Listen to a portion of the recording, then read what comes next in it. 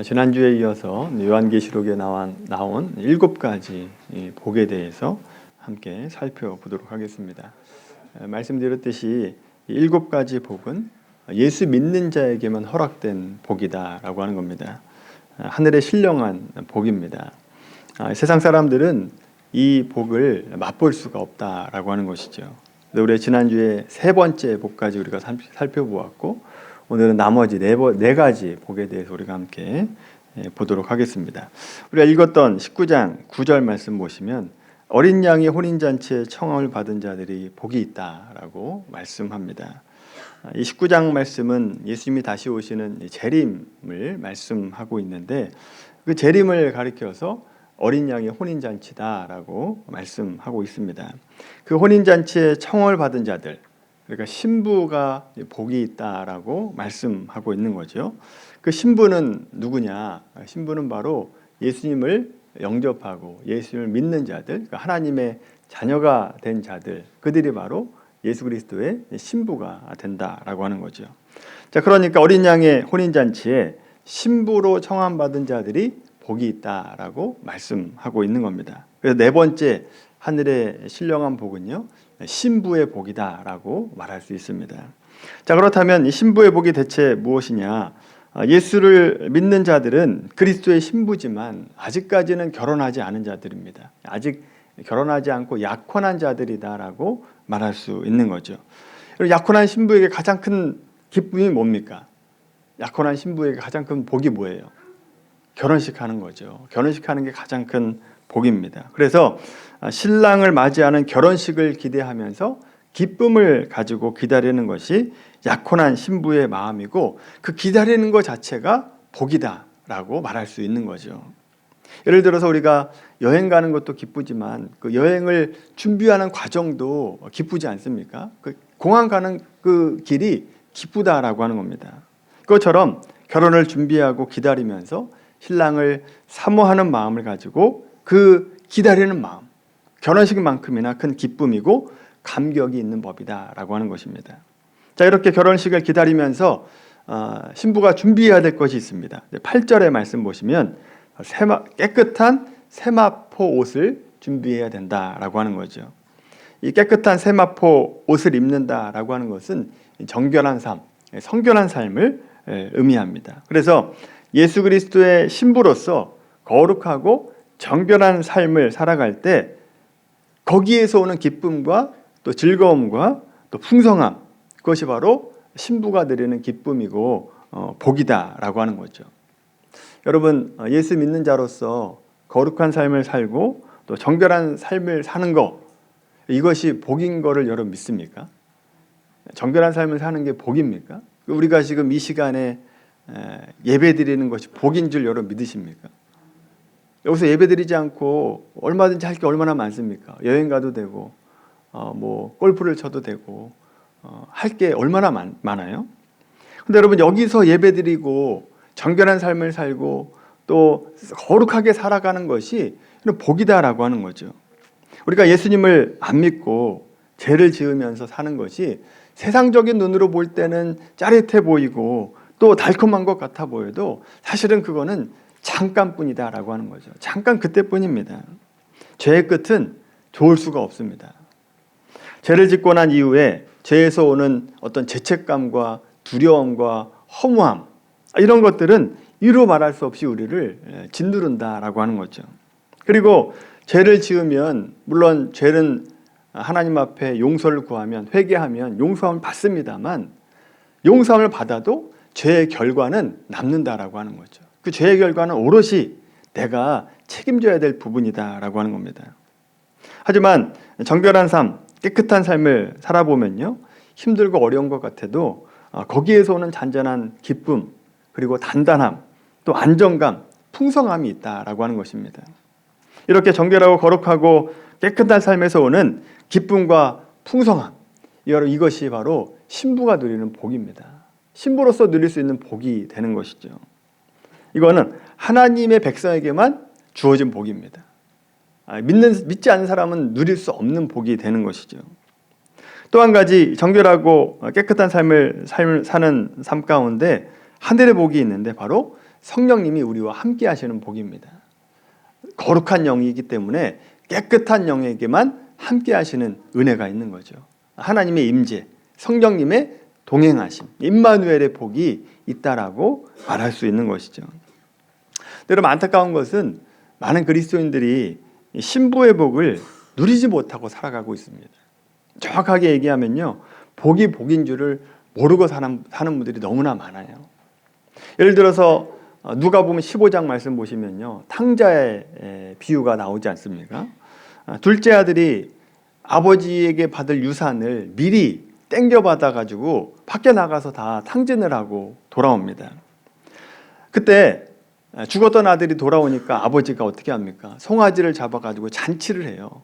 근데 첫째 아들이 그것을 봅니다. 일하고 돌아오면서 봐요. 그러면서 뭐라고 불만을 터뜨리느냐 하면, 나는 이렇게 여러 해 동안 아버지를 떠나지 않고 아버지의 명령을 단 한 번도 어기지 않고 아버지 밑에서 일을 했는데, 나한테는 친구랑 같이 잔치하라고 염소 한 마리 잡아준 적이 없으면서 아버지 유산을 받아가지고 다 탕진하고 돌아온, 창녀들과 함께 탕진하고 돌아온 그 둘째 아들에게는 송아지를 잡아주셨습니까? 이렇게 불만을 터뜨린다고요. 그때 아버지가 뭐라고 얘기하시느냐? 얘야, 너는 늘 나와 함께 있지 않았냐? 내 것이 바로 너 거 아니냐? 라고 말씀하신다라고 하는 거죠. 큰아들이 누린 복이 뭡니까? 큰아들이 어떤 복을 누렸어요? 아버지 집에 있으면서요, 방탕하지 않았다고요. 정결하게 살았다고요. 거룩한 삶을 살았다라고 하는 겁니다. 그렇게 살 수 있었던 것이 복이라고요. 은혜라고요. 이게 풍성함이라고요. 근데 여러분, 큰아들이요, 뭘 모르고 있었냐? 아버지와 함께 정결하고 거룩한 삶을 살아가는 게 복인 줄을 몰랐다는 겁니다. 만약에 큰아들이 아버지 집에 있으면서 누리고 있는 것이 진정한 복이다, 밖에 나가서 방탕한 삶을 사는 것보다 훨씬 더 큰 은혜다라고 하는 것을 알았다라고 한다면, 여러분, 그 작은 아들이 돌아왔을 때, 둘째 아들이 돌아왔을 때 그렇게 쪼잔하게 말하지 않았을 겁니다. 근데 복인 줄을 몰랐던 거죠. 오늘날 신앙인들도 그런 분들이 있지 않습니까? 큰아들 같은 분이 있어요. 내가 괜히 일찍 예수를 믿었다, 괜히 일찍 믿어가지고 신앙생활 해야 되고 교회 와야 되고 기도 생활해야 되고 조금만 늦게 믿으면 좋았을 걸. 더 좋은 거는 죽기 한 하루 전날 믿으면 더 좋았을 텐데 괜히 일찍 믿어가지고 이런 고생을 한다, 이런 생각을 한다고요. 억울해합니다. 둘째 아들과 똑같은 마음을 갖고 있는 거죠. 저는 우리 교회 모든 분들이 거룩한 신부로서 정결한 삶, 거룩한 삶에서 오는 기쁨과 풍성함, 그리고 임마누엘의 복을 누리게 되길 바랍니다.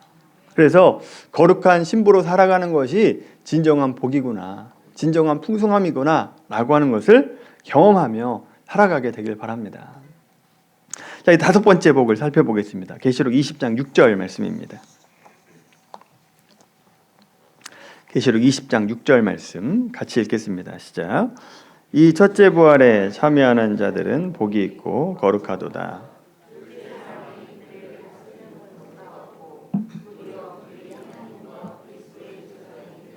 천년 동안 그리스도와 더불어 왕노릇 하리라. 아멘.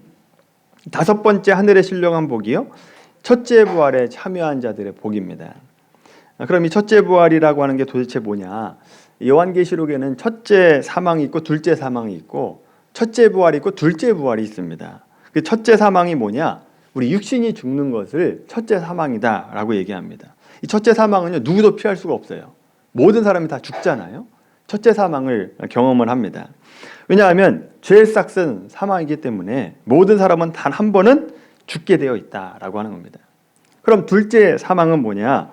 예수님께서 재림하셔서 백보자, 흰색 보좌에 앉으셔가지고 심판하실 때 지옥 본물에 던져지는 거, 그것이 바로 둘째 사망이 되는 거죠. 이 둘째 사망에 던져지면 영원한 지옥 형벌을 받게 된다라고 하는 겁니다. 자, 그러면 첫째 부활이 뭐냐? 모든 사람이 아담의 죄로부터 인해서 육적으로 죽음을 맞이하게 되지만 죄를 지으면서 영적으로도 죽음을 경험했잖아요. 하나님과 단절된 삶을 살았습니다. 그런데 예수님을 믿을 때 우리 그 죽었던 영이 다시 살아나게 된다라고 하는 거죠. 그것이 바로 첫째 부활이다라고 하는 겁니다. 그리고 둘째 부활은 예수님께서 재림하셔서 백보자 심판을 하실 때에 첫째 부활에 참여한 자들, 그 예수를 믿고 영적으로 살아난 자들만이 이 둘째 부활에 참여하게 된다라고 하는 거죠. 그래서 새 하늘과 새 땅에 들어가는 겁니다. 자, 이것이 무슨 뜻인지 계시록 20장 11절 말씀 보십시오. 계시록 20장 11절 말씀. 자, 여기 보면 읽지는 않겠습니다. 예수님이 재림하신 후에 백보자 심판이 있다라고 말해요. 12절에 보시면 죽은 자들이 다 그 백보자 앞에 서 있는 모습이 나옵니다. 자, 그때 그들 앞에 책이 펴져 있어요. 그리고 또 다른 책이 하나 펴져 있다라고 얘기해요.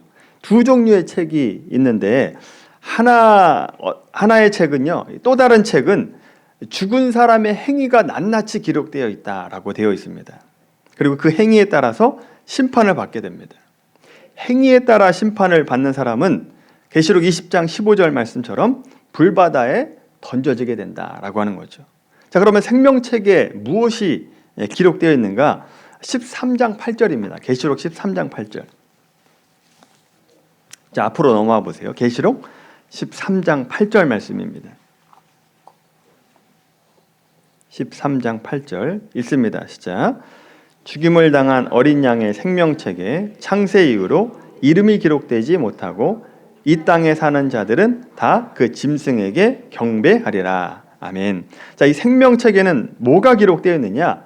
우리 이름만 기록되어 있다라고 하는 겁니다. 이름만 있어요. 행위가 기록되어 있지 않고 이름만 있다라고 하는 거죠. 여러분, 이것이 은혜라고 하는 겁니다. 만약에 이 생명책에요, 우리의 행위가 낱낱이 기록되어 있다라고 한다면 우리는요, 절망이죠. 우리 행위로 구원받을 수 없잖아요. 우리의 행위가 기록되어 있으면 구원받을 수 있는 사람이 없습니다. 근데 우리의 행위가 적혀 있는 게 아니라 감사하게도 우리의 이름만 적혀 있다라고 말씀하고 있습니다. 신부의 이름만 있다는 거죠. 그래서 주님은 그 이름을 부르실 것이고 그 이름이 기록된 대로 우리는 새하늘과 새 땅에 들어가게 된다라고 하는 겁니다. 그래서 첫째 부활에 참여한 자, 즉 어린 양의 생명책에 이름이 기록되어 있는 자, 이 사람들이 복이 있다는 겁니다. 자, 그런 점에서 이 첫째 부활에 참여한 자의 복이 뭐냐? 영생의 복이다라고 말할 수 있는 겁니다. 예수를 믿는 자가 누리는 복, 영생의 복이 되는 거죠. 우리 모두가 예수님을 믿어서 오는 영생의 복을 누리게 되길 바랍니다. 여러분, 확신을 가지고 살아가야 돼요. 내가 영생의 복을 얻었다라고 생각하셔야 돼요. 얻을 것이다가 아닙니다. 이미 예수를 믿으면, 영접하면 그 즉시로 우리가 영생의 복을 누리게 된다라고 하는 것이죠. 자, 이제 여섯 번째 복입니다. 22장 7절 말씀 보겠습니다. 계시록 22장 7절 말씀입니다. 22장 7절 말씀 읽습니다. 시작.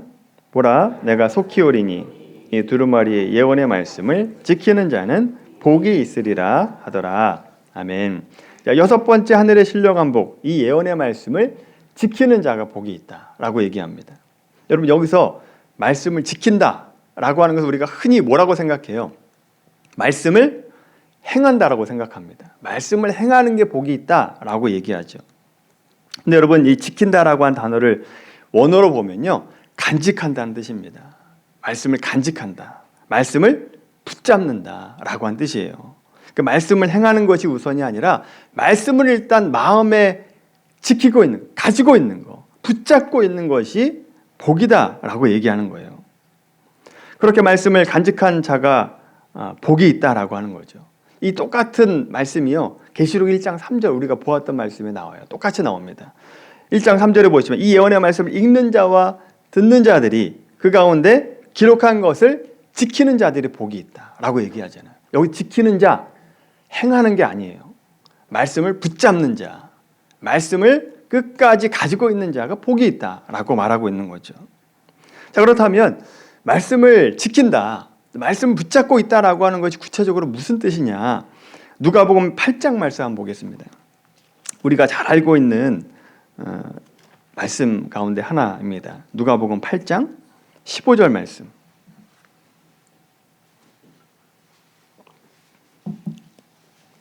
신약성경 103페이지입니다. 누가복음 8장 15절 말씀. 자, 좋은 땅에 대한 비유가 나와요. 8장 15절 읽어볼까요? 시작. 좋은 땅에 있다는 것은 착하고 좋은 마음으로 말씀을 듣고 지키어 인내로 결신하는 자니라. 아멘. 여기 말씀을 듣고 지킨다. 행하는 게 아니라 뭐라고요? 말씀을 가지는 거예요. 가지는 거. 말씀을 붙잡고 있는 거. 마음속에 가지고 있는 게 복이 있다는 거예요. 그런 자들이 결실할 수 있다라고 하는 거죠. 그래서 여러분, 좋은 땅이라고 하는 것은 말씀을 듣고 간직하고 또 한 걸음 더 나아가서 인내로 붙잡고 있어야 돼요. 인내함으로 붙잡고 있어야 된다는 겁니다. 그래야 100배, 60배, 30배 열매를 맺을 수 있다는 거죠. 이 말씀에서 우리가 잊지 말아야 될 게 있어요. 인내함으로입니다. 인내함으로 말씀을 가지고 있어야 된다는 겁니다. 우리는요, 말씀을 들어요. 그리고 말씀을 같이 가지고 있어요. 지키고 있습니다. 그런데 인내하지를 못합니다. 끝까지 붙잡고 있지를 못해요. 그래서 열매를 못 맺습니다. 나머지 땅 한번 보세요. 나머지 땅. 길가밭, 돌짝밭, 가시밭이라고 하잖아요. 이 밭들이 모두 뭡니까? 말씀을 지키지를 못하는 거예요. 말씀을 끝까지 붙잡지를 못하고 날려버리는 거라고요. 그러니까 열매를 맺을 수가 없는 거죠. 길가밭이 뭡니까? 사탄이 말씀을 들었을 때 그냥 집어 먹어버려요. 그냥 가져가 버린다고요. 지키지 못했죠. 남아있질 않습니다. 말씀이. 돌짝밭, 환난이나 핍박이 오면 금방 말씀을 빼앗겨 버립니다. 가시밭, 세상의 염려와 돈에 마음에 뺏겨가지고 말씀을 잃어버린다고요. 좋은 밭과 안 좋은 밭의 차이가 뭡니까? 말씀을 지키지를 못하고 있다고요. 붙잡지를 못하고 있어요. 간직하지를 못하고 있다라고 하는 거죠. 이 말씀이 열매를 맺을 때까지 말씀을 빼앗기지 않고 지켜야 되는데 그거를 하느냐 못하느냐에 따라서 열매를 맺느냐 못 맺느냐가 결정된다라고 하는 거죠. 여러분, 우리 신앙생활에서도 정말 중요한 것이 말씀을 듣는 것도 중요하지만 말씀을 지키는 게 중요해요. 말씀을 간직하는 게 중요하다라고 하는 거죠. 사탄이 우리에게 와가지고 자꾸 말씀을 빼앗아가요. 없애버린다고요. 열매를 맺을 수 없도록, 뿌리가 내리지 못하도록 금방 가져가 버립니다. 돈과 세상 염려와 근심과 걱정으로 인해서 말씀이 없어져 버립니다. 이때 우리가 해야 될 것이 인내함으로 말씀을 붙잡고 있는 겁니다. 우리가 주일날 예배드리고 저 문 나가면 말씀을 잊어버리는 게 아니라 나에게 주신 말씀이 무엇인지를 적어보시고 이 적은 말씀을 마음속에 간직하고 계셔야 돼요. 붙잡고 있어야 됩니다. 그래야 열매를 맺을 수 있다라고 하는 것이죠. 그래야 뿌리를 내리고 자라고 결실을 맺는 겁니다. 여러분 가운데 신앙생활을 오래 했는데도 불구하고 결실하지 못해가지고 힘들고 어려운 분들이 있잖아요.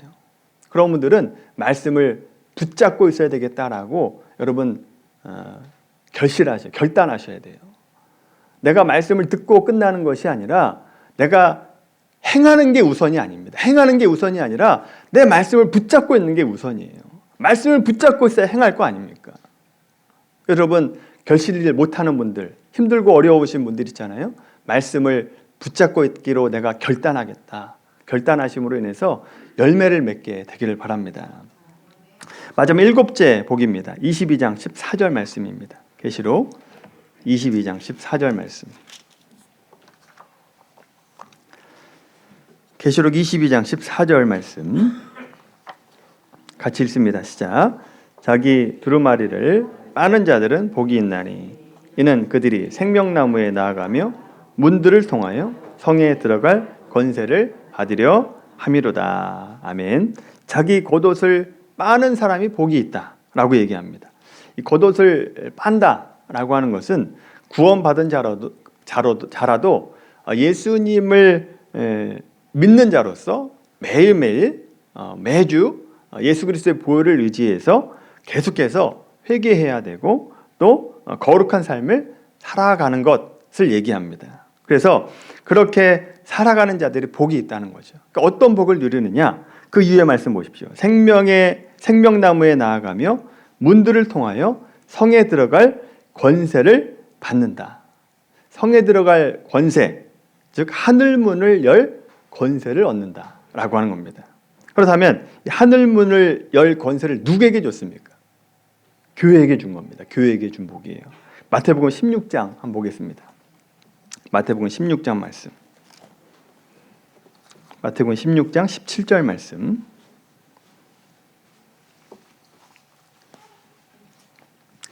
마태복음 16장 17절에서 19절까지 말씀. 16절부터 한번 읽어볼까요? 16절부터 19절까지입니다. 읽습니다. 시작. 시몬 베드로가 대답하여 이르되 주는 그리스도시요 살아계신 하나님의 아들이시니이다. 예수께서 대답하여 이르시되 바요나 시몬아 내가 복이 있도다. 이를 내게 알게 한 이는 혈육이 아니요 하늘에 계신 내 아버지시니라. 또 내가 내게 이르노니 너는 베드로라. 내가 이 반석 위에 내 교회를 세우리니 음부의 권세가 이기지 못하리라. 내가 천국 열쇠를 내게 주리니 내가 땅에서 무엇이든지 매면 하늘에서도 매일 것이요 내가 땅에서도 무엇이든지 풀면 하늘에서도 풀리리라 하시고. 아멘. 19절에 보면 내가 천국 열쇠를 내게 주리라 라고 얘기합니다. 여기 네 개가 누굽니까? 너가 누굽니까? 베드로가 아니에요. 베드로가 아닙니다. 주는 그리스도시요 하나님의 아들이십니다 라고 얘기하는 제자들, 예수님을 믿는 자들, 교회에 주신 복이다 라고 하는 거죠. 교회에게 천국 열쇠를 준 거예요. 그러니까 성도에게 천국 열쇠를 준 거죠. 그리고 공동체에게 천국 열쇠를 준 겁니다. 그래서 교회가 땅에서 매면 하늘에서도 매이고, 교회가 풀면 땅에서 풀면 하늘에서도 풀린다라고 얘기하고 있는 겁니다. 그래서 7번째 하늘의 신령한 복은요, 교회의 복이에요. 교회의 복. 하나님께서 우리가 이 땅 가운데서 하나님의 영광과 임재를 경험하도록 허락하신 곳이 교회다라고 하는 것이죠. 교회 공동체 일원이 된다는 것이 그래서 큰 축복이고 은혜가 되는 겁니다. 그리고 우리 교회 성찬에 참여할 수 있다라고 하는 것이 은혜고 복이다라고 하는 것이죠. 여러분, 교회는요 진짜 하늘 백성을 만드는 곳이에요. 하늘의 백성들을 만드는 것이 교회라고 하는 것입니다. 우리를 하늘 백성으로 만들기 위해서 물론 우리가 교회에서 복되고 은혜로운 일을 경험하기도 하시지만 때로는 갈등이 생길 수도 있다라고 하는 거죠. 하지만 하나님은요 갈등과 분쟁을 통해서라도 우리에게 사랑을 배우게 하시고 우리를 다듬어 가신다라고 하는 겁니다. 심지어 교회가 부족하고 연약해가지고 상처받은 분들이 있잖아요. 그리고 실망을 하는 분들이 있다고요. 심지어 그렇다고 할지라도 그걸 통해서 은혜를 주신다고요. 복을 주시고 나를 만들어 가신다라고 하는 거죠. 그래서 여러분, 힘들고 어려울 때 교회를 포기해야 됩니까? 아니다라고 하는 거죠. 하나님은요 그런 연약함과 갈등을 통해서라도 우리의 두루마리를 빨기를 원하시는 거예요. 나를 회개하기를 원하시고 나를 돌아보기 원하시고 하나님 앞에 거룩하고 정결한 삶을 살아가는 것을 원하신다라고 하는 거죠. 그래서 하나님은 상처와 어려움, 고통들, 물론 좋은 일, 또 은혜로운 일로도 우리에게 은혜를 주시지만 고통과 어려운 일을 통해서라도 우리에게 은혜를 주시고 또 협력하여 선을 이루신다라고 하는 거죠. 그래서 여러분, 간혹 어떤 분들이 이런 얘기를 해요. 교회 깊이 관여하면 상처받으니까 적당히 거리를 유지하고 교회 다녀라고 얘기하는 분들이 있습니다. 여러분, 이 말은 교회가 무엇인지 모르는 거예요. 하나님께서 교회에 어떤 은혜를 주시고 교회를 왜 주셨는지를 모르기 때문에 하는 말이다라고 하는 거죠. 제가 이렇게 확실하게 말할 수 있는 이유가 있습니다. 말씀을 한번 찾아볼까요? 에베소 1장 말씀입니다.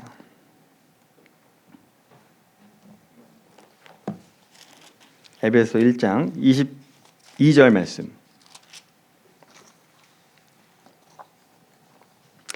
에베소 1장 22절 23절 말씀. 신약성경 310페이지입니다. 에베소 1장 22절 23절 읽습니다. 시작. 또 만물을 그의 발 아래 복종하게 하시고 그를 만물 위에 교회의 머리로 삼으셨느니라. 교회는 그의 몸이니 만물 안에서 만물을 충만하게 하시는 이의 충만함이라. 아멘. 교회 머리가 누구라고요? 주님이시다, 예수님이시다라고 얘기합니다. 그리고 우리는 그리스도의 몸입니다. 주인이 교회의 머리가 되신 분이 예수님이라고요. 그런데 몸된 우리에게 손해를 끼칠 일을 만드시겠습니까? 만드시지 않는다라고 하는 거죠. 우리를 위해서 자기 몸을 주신 주님이신데, 교회의 머리가 되시고 으뜸이 되시고 이 교회를 이끌어 가시는 분이신데 몸이 해를 받을 일을 결코 안 하신다라고 하는 것이죠. 그래서 우리는 교회 안에서 만물을 충만케 하시는 그리스도의 충만함을 경험해야 됩니다. 무슨 일을 통해서라도 그 충만함을 경험해야 된다라고 하는 거죠.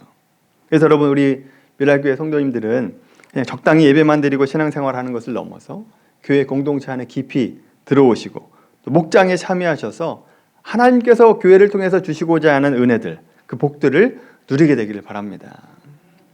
자, 이제 말씀을 정리를 하겠습니다. 요한계시록에 7가지 복이 나온다라고 말씀드렸습니다. 이 복은 신령한 복입니다. 예수 믿는 자들만 누릴 수 있는 복입니다. 제가 요한계시록을 시작하면서 이 복을 말씀을 드리는 이유는, 여러분, 하나님은요 우리에게 복 주시기를 원하시는 분이시다라고 하는 것을 말씀하기 위해서입니다. 우리에게 은혜를 주시고 복 주기를 원하시는 분이시지 우리를 심판하시고 정죄하시고 저주하기 위해서 요한계시록에 있는 말씀이 아니다라고 하는 겁니다. 그래서 여러분, 7이라고 하는 숫자는 완전, 충만이라고 하는 의미가 있다라고 말씀드렸잖아요. 그만큼 계시록 안에는요 하늘의 복이 가득하게 담겨있는 책이 되는 것입니다. 하늘의 신령한 복, 첫 번째 예배의 복, 두 번째 죽음의 복, 세 번째 종의 복이라 그랬습니다. 네 번째 신부의 복, 다섯 번째 영생의 복, 그리고 여섯 번째 말씀의 복, 일곱 번째 교회의 복이라고 말씀을 드렸어요. 바라기는 우리가 요한계시록을 살펴보면서 하나님께서 우리에게 복 주시기 원하시는 것, 복 주시길 원하시는 분이라고 하는 것을 깊이 깨닫게 되길 바랍니다.